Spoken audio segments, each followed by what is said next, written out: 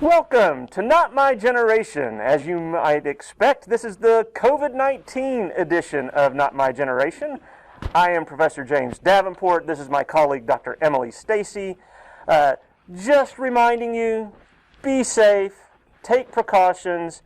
It's not going to hurt you, and it could help other people, right? So that's why I have all this gear. I am going to take it off now because it's getting kind of hot under here, and I can't see as well.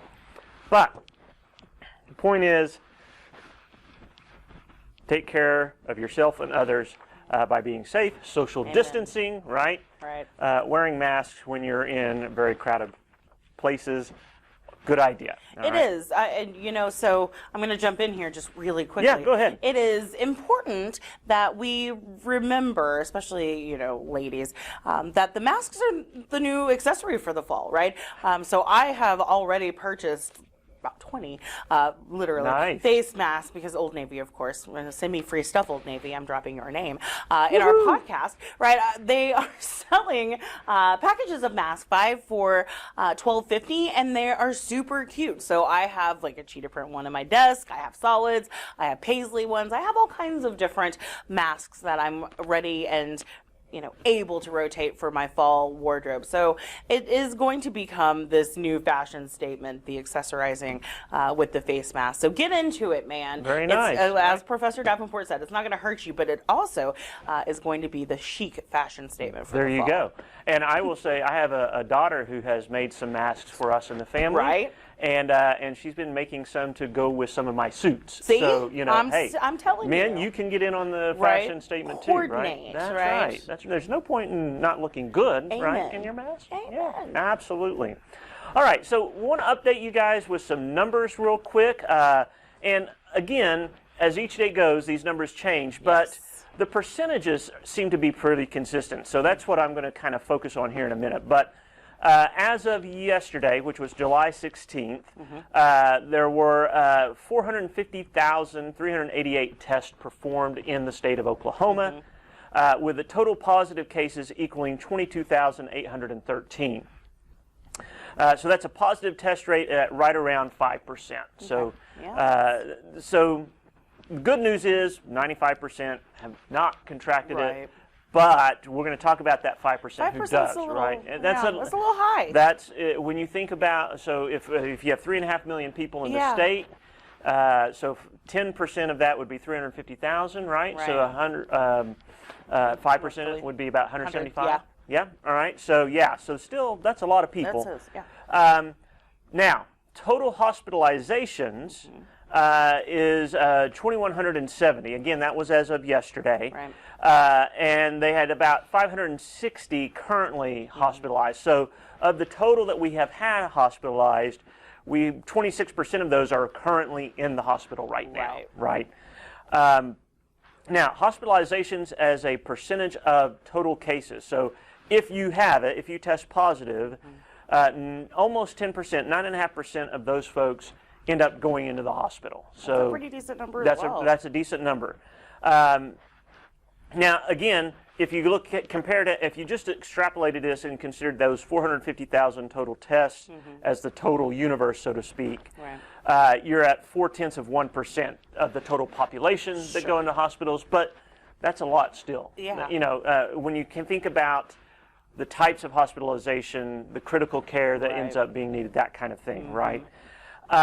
Total deaths, again, for the state of Oklahoma are 432. Okay. So of those who test positive, roughly about 2% of them will pass away from the disease. That's what the numbers that we have right now. However, if you look at deaths as a percentage of hospitalizations, 20% of those who go into the hospital do not come out alive from this, right at 20%. So your odds of dying go dramatically up if you have to go into the hospital from this. Again, if you're looking at what's this deaths as a percentage of the total population, you're really looking at slightly under 0.1%. Right. But the question is, can we do something to reduce that number even, right? That's the question. Now, some interesting numbers breaking down the deaths and the cases by a couple of different factors here. Total cases by age, right? Yes, this is So very this is interesting. Yeah. Total cases, the age group of 18 to 35-year-olds have the most cases, right? 36.5% of the cases are in that age group. Yeah. The next highest is those age 36 to 49. They have 22%. Age 50 to 64, 17.5%. 65 and plus, 14%. Wow. 17 and under, 9.5%. So this is, a direct inverse from what we started with in March and April, right? The highest prevalence were in older folks, right? I think that's right. I think that's right, but I'm not sure about that. What is interesting is when you look at the total deaths by age category, right? So 18 to 35-year-olds have the most cases, almost 37%. However, they make up only 1.6% of the deaths. That makes, yeah. So this younger cohort does not seem to be as dramatically impacted by it as the olders, right? Even those in the 36 to 49 category, only about 2.25% of deaths come from that age group. You get to my age group, I'm telling you a little bit about me, right?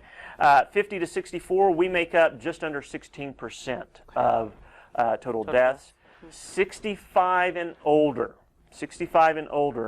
make up 80% of the deaths. So while they only make up 14% of the cases, they are the ones the most impacted. And within that age group, obviously, the older you are, the more health conditions you have, the more your body wears down. Yeah.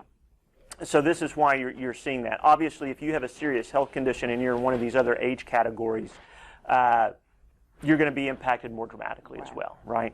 Looking at it by gender, so men make up about 49% of the cases, women make up about 51%. However, that's reversed on death. Men make up about 52% of the deaths, and women make up about 48%. So don't know what's going on there, but thought that was interesting as well. That is very interesting. Yeah. So again, I think that and we've been seeing it really since spring break, the younger cohort, right, going to the beaches, having these big lake parties, pretending like life is going on as normal, right? You've seen a tremendous shift in culture, right? You're seeing drive-in concerts, things like that. So you've seen the culture shift, but not the actual citizens within that culture decide that they need to take this seriously. Right. I guess because it's summertime, and we were told that the heat was supposed to kill it. That unfortunately has not turned out to be true because it is hot in Oklahoma. And just a caution for those who are younger and thinking, hey, I don't have to worry about this. I'm not likely to be hospitalized or to die from it. Just a little bit of a caution. Two things. Number one, people who have recovered aren't necessarily healthy. Recovered, that category of recovered simply means you're not dead and you're not in the hospital. And we've seen some reports out recently talking about some patients who have suffered brain trauma from contracting the virus. Lung capacity. Others that have reduced lung capacity, heart problems. So there are serious ramifications that it appears are associated with. To what extent, we don't know yet, but those are out there as well. The other thing is, you might not be harmed from this, but if you contract it and then you take it to someone who is in a vulnerable category, you're putting them at a greater risk. So a little bit. This is why we should all be a little bit more cautious about what we're doing. Absolutely. Right? And you did, over the course of this past week, have the first adolescent die in Fort Sill, Oklahoma, a 13-year-old young woman who passed away due to the disease. So as you just said, we are all vulnerable. Right. I do want to mention, I didn't mention before, but the under 17, so there's a lot of people concerned about Common Ed and how are they going to open and such, right? So 17 and under make up about just under 10% of the total cases. Okay. But only about 0.25% of deaths, right? And so that age group still seems to be relatively resistant to it. They don't seem to be transmitting it amongst one another much, or the best data that we have right now, we don't see a large transmission from them to adults. Right. But when the environment is different, when you've got them back in the classrooms, that's a little bit of a different thing than having people out and social distance and such. Exactly. So we don't know what's going to happen when you start packing them back into classrooms, and I think that's the concern, right? Yeah, absolutely. So going forward, just a kind of an overview, wider view. In the United States, and my numbers are also from the 16th, so you had about 4.48 confirmed cases, over 1 million recovered, and just over 140,000 dead from the coronavirus. And globally, 13 million cases confirmed, 7 million recoveries, and just over 578,000 deaths worldwide. So again, if you kind of parse those numbers, about roughly 140,000 dead just from the United States and 578,000 dead worldwide. I mean, we are making up a very large percentage of the total deaths around the world right now. And, part of that is obviously kind of the slow reaction to it. There is still a lot of political division around how we should be handling this, right? We've got the certain communities in the state of Oklahoma, certain states around the country that are beginning to implement masking policies for people out in public, particularly in indoor situations that are crowded. So we're starting to see that, but there's a lot of pushback against that. Right here in the metro area, we have citizens in Norman that are trying to recall most of their city council for enacting a mask mandate. So there's a lot of politics playing into this that is unfortunate, I think. And it would be nice if people would take initiative on their own to take protective action when we don't see that and when we see these infections rising. Now, we have not seen deaths rise at the rate that we've seen the cases rise or the hospitalizations. And part of that goes back to what you said earlier. It's the younger cohort that's catching it right now more. But if, as I mentioned earlier, if they are going and giving that to more vulnerable people, that death rate will lag a little bit. So if we see that tick up, then we'll know that's what's happening, right? And the whole idea of masks, there's a lot of politics around that. There's a lot of, Donald Trump finally was seen in public wearing a mask. That was a big thing. It was a celebration. Right, I guess. I'm not sure why, but, so there is this politics and an electoral politics, presidential politics running around on this. That is, I think, in some cases driving us all mad a little bit. I think so too, right? And so yesterday you kind of had a regional just outbreak of mask requirements surrounding the state of Oklahoma. What Professor Davenport is kind of dancing around is the large news of the week, and probably, deserves a cover of Alanis Morissette's "Isn't It Ironic?" A track underneath this story. But the governor, right, Kevin Stitt, contracted the coronavirus at some point and was tested on Tuesday and reported it on Wednesday that he had tested positive. And now we are also seeing reports of folks in his cabinet as well as some of his aides that have been reported positive as well. And so this does seem a little bit curious in a state where we have just emphatically said, no, we are not going to, we don't see the need to institute a statewide mask mandate or requirement, where you have just as red governors in the surrounding states who have decided to, and those governors, ironically, don't have coronavirus as of this moment. In fact, I think Governor Stitt is the first governor in the country to contract. So, hey, top 10 state. Top 10, right? Top 10 state, right there. I don't think that's what he was shooting for. But on the opposite side of that, we saw the governor of Georgia prohibit communities from implementing their own masking policies, right? Yeah. So now, I will say this. I think it overall it is good to have this contrast, right? We're going. People are adamant on one side or the other. You should wear a mask, and others say I shouldn't be made to wear a mask. In a few weeks, 6 weeks, 8 weeks at most, we're going to have some good data that's going to tell us, Absolutely. do masks actually help reduce the transmission of this disease? And one side or the other is going to have to acknowledge they were wrong. Right. And so the unfortunate thing is if those who want us to wear the mask are correct, that means more people are going to have it, more people are going to be impacted by it, Right. That kind of thing. But we're going to see that. There was a research paper just published recently by two researchers from the University of Iowa. They studied communities that had masking policies in the United States versus those that didn't. From about April to May, they looked at these communities, and the results of their research indicated that those that had masking policies tend to have less transmission of the disease. And so now that's one study. One study's never definitive, but it gives you some indication that there seems to be something at play there. Sure. But I firmly believe in the next few weeks we're going to have real live,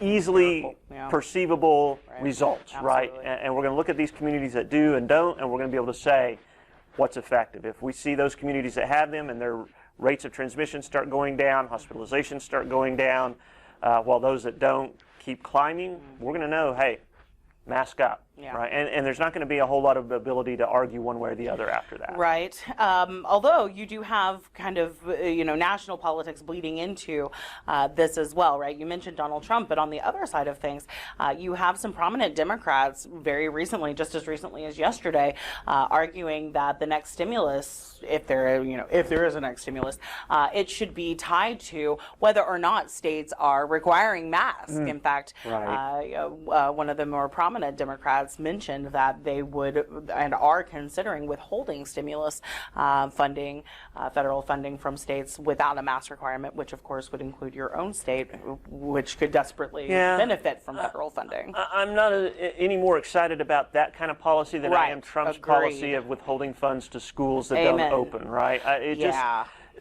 Listen, this is the nature of federalism, right? We should be allowing states to address this as they determine to do it. Right. We have the power as voters, right? So as we're speaking, the Oklahoma City Council, I think a little bit later today, is going to be voting on a mask policy for the city of Oklahoma City. If you're a voter in Oklahoma City, you have the ability to influence that decision still, right? Until they cast that vote, you still have an opportunity to influence that. And I think we would both say you should take your opportunity. Whatever side you fall on, you should be actively engaged with your local government and communicating what you would like them to do. So we have the ability as voters to impact decisions that are going to be made, and we should be taking advantage of that. But we also need to accept that the way we learn, right, and we're still in a huge learning phase about this virus. I mean, we don't know nearly enough for anybody to feel comfortable that they know exactly what needs to be done. And so the way we're going to learn is by allowing different approaches to it and trying to figure out which works and which doesn't, right? And that works at a state level. I think at a state level it works at a community or municipality level, right? I didn't like the idea of Governor Stitt overruling mayors who didn't want to open as soon as they did. I thought that was wrong-headed. And I don't like the idea of a statewide mask mandate because of the same reason. I think local communities should be able to address this. And I know that some of the people argue, but people travel back and forth. But I don't think there's enough of that to impact what we have going on right now. And I think you will see results even if not everybody does it. And the results, I still believe, will be rather definitive one way or the other on this. Yeah, it's an interesting argument, and of course I knew I would rile you up with some federalism there. But yeah, I tend to agree with you, which is unfortunate. We need to fight more in this podcast. But I do agree that local government, in this case, it is providing prescriptions that best fit their citizens. And they understand how their citizens are going to react. So for example, example, we can all but guarantee that Oklahoma City is going to require masks at the end of their council meeting, where Enid very emphatically voted no, voted it down 5-2 in their council. And so again, it's just another perfect case study of what Professor Davenport is saying. These local governments need to be able to address their citizens and what their citizens' temperatures are. And I think this is one of those issues that I think people will remember when election time comes back up. Yes, right? Absolutely. If I wanted you to have a mask mandate and you voted against it, that's probably going to be an influencer in how I vote the next time, right? Especially depending on how this plays out. Right. I was talking with some students yesterday, and they were asking me in a Zoom session. They were asking me, one of them asked, did I think that we didn't stay locked down too long enough or opened up too early? And my take on that is, I think if we had went to masks and a more regimented, stricter social distancing, we wouldn't have had to shut down. And we might not have seen as rapid a reduction, but we would have seen long-term reduction, and there would be much less resistance to it, right? You wouldn't have all of it. And I think a lot of the resistance to the masks comes from the consequences of the lockdown. And we can't pretend that the lockdown did not have negative consequences for people. And had we not been so knee-jerk, and again, statewide policies, whatever, of locking things down. And I'm not criticizing local governments that chose to do that or not. This is just my take. And again, I think we've got to be tolerant that different policy prescriptions to this are going to occur, and we need to sit back and kind of watch how these play out so we can learn from it. I try not to be critical of I would not want to be a policymaker right now trying to figure out what's the best approach and because you can't separate, as much as they want to, they can't separate the fact that whatever they're going to do is going to impact their reelection chances. That's right. You can't separate that out from the decision-making process. And so that's going to be a factor. But they also, I believe most of these people are very concerned. What is going to impact our state, right? What's going to impact our citizens, and want to do what's best. And I just wouldn't want to be in the bind that some of these folks are in right now, trying to decide this kind of stuff. Particularly school boards, right, and school administrators. Goodness, yes. So just kind of shifting gears just a bit, I have been following very closely, even though I don't have a school-age child, the reopening of school conversation. I get Norma Public Schools emails and have been kind of looking at, obviously we teach here at Rose State College, and so we've been very invested in what is going to happen in the fall, and you're starting to see local school districts and even our own administration put out at least some minimal guidelines and expectations for the fall. So on the kind of public school end of things, I think Norman is likely to be the most stringent and probably the most liberal-minded about things, if you will. And so Norman Public Schools is also resource abundant, right? They have a ton of money down there, and so they are able to offer their citizens and really their students many more options that are likely not going to be available in a district like Williamson and right now, maybe Middell or Star Spencer, et cetera. Exactly. So 3 options for Norman Public School students. They have a traditional kind of remote option, is what they're calling it, where students can receive in-class, in-person instruction, but it will be varied. Schedules will be staggered, things like that. Mask will be required. A blended option where they will be coming in maybe once a week, once or twice a week, and then doing more remote learning, and then an all online option as well. And that will be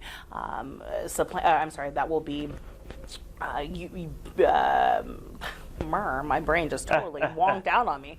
That will be provided via Canvas, which is our learning management system here at Rose State. So I think that'll be kind of an interesting transition for public school students, but maybe an easier one for parents, as Canvas is kind of user friendly.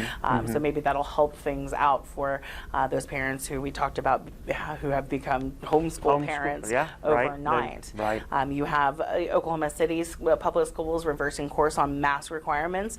So you're seeing these school districts, as we said, taking really local control. I mean, that is as local control as you can get. That's exactly right. Your school board.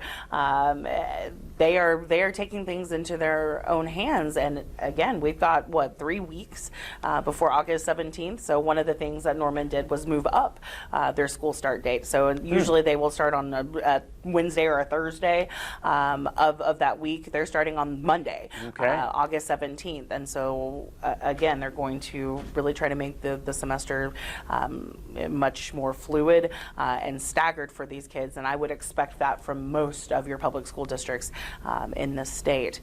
In terms of higher education, again, you're seeing a mixed bag across the nation. Yeah. I was just telling Professor Davenport, Rice University down in Texas they're having tent revivals. They're setting up getting back to my old Pentecostal roots right there. Yeah. Lit, cooled tents on their lawns that can house about 30-ish students, social distance, etc. And so they are able to complement their classrooms in the building with these tents outside and make sure that students are being socially distanced. They are, however, asking students to bring their own seats, right? So bring your folding chair.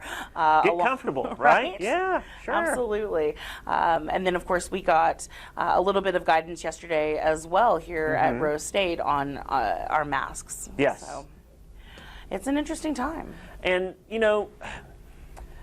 I will say, when you talk about online learning, this is one area where higher ed has been involved in for quite a while now. And I would think that Common Ed might be able to learn quite a bit from what we've done. You would think. Right? And there probably ought to be, if there hasn't been, some communication back and forth, because there are many of us who have taught, both Dr. Stacey and I have taught online classes regularly. And you can design them to where the learning experience is a good learning experience. Now, if you ask both of us, we prefer to be in the classroom, but you can design an online course to be effective. Absolutely. And it requires work. You can't. It's not just like you put it on autopilot, right? But it can work, and so hopefully there's some dialogue going back and forth in that. And there are a lot of organizations out there that specialize in helping do online learning. I know there's been, for students who have not taken online classes before, there is, it can be kind of a challenge getting used to it. It does require from the student a little bit more self-discipline to be successful. But all in all, it can be done, and it can be done fairly well.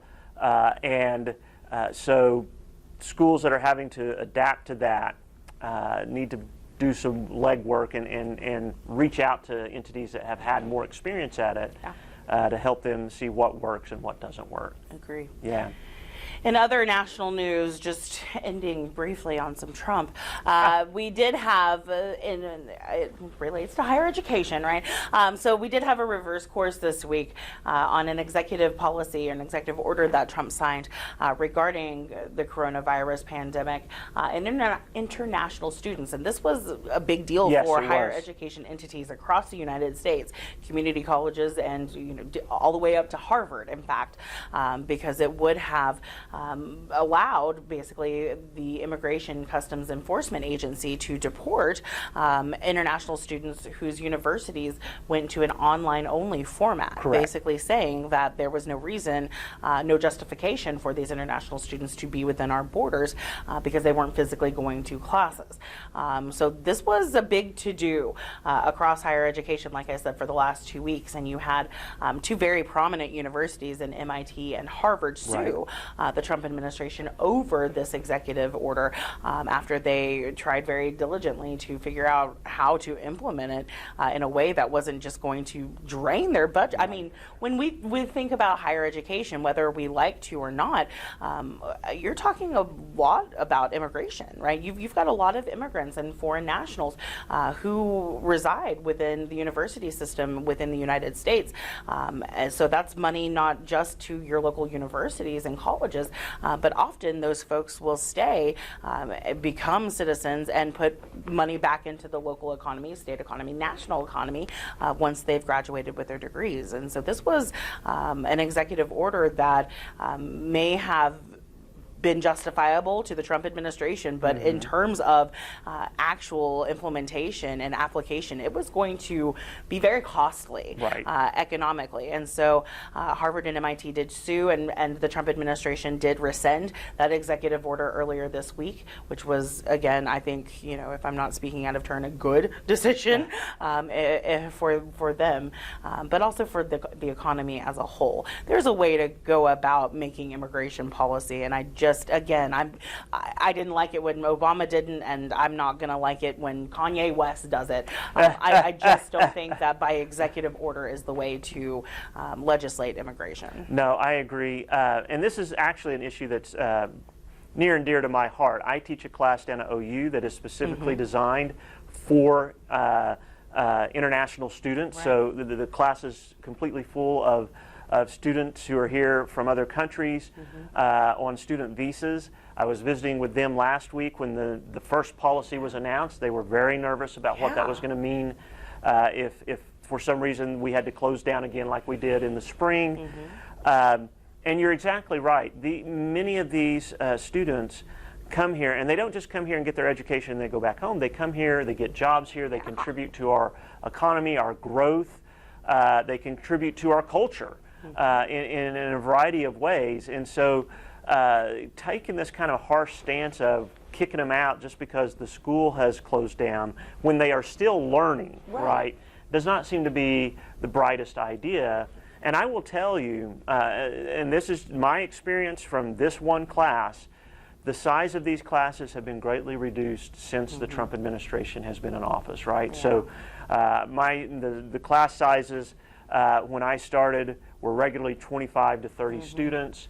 It looks like we might have 10 in the fall, and that's kind of been about the size, 10 to 15. So significantly reduced class sizes since this, and that's a direct result of some of the policies. And understand, when a lot of times we hear people talking about illegal immigration, but a lot of these policies don't impact people who are not here legally. These impact people who come here lawfully and as well. And so we need to be cognizant of that and thinking about what does that impact to us overall in a variety of ways. And I think it's good that they reversed the policy.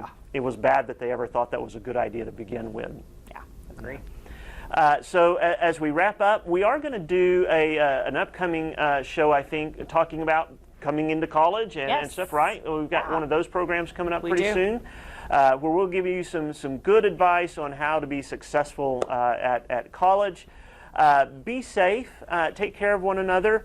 I do want to mention, if you want to track what's going on in Oklahoma relating to COVID-19, the State Department of Health has an excellent website that gives you all this kind of data that we've been talking about, and you can follow that. They break it down into even more different kinds of categories, so you can really get a wealth of information about what's happening in your state and even in your county or your municipality. So check that out if you want to. Here's the website for that, and go check that out. And we look forward to hearing from you. If you have comments, questions, suggestions for topics you'd like to hear us discuss, they can reach us at Dr. Stacey. Not my generation at raider.rose.edu. Awesome. We will see you next time. Be safe. Take care of one another.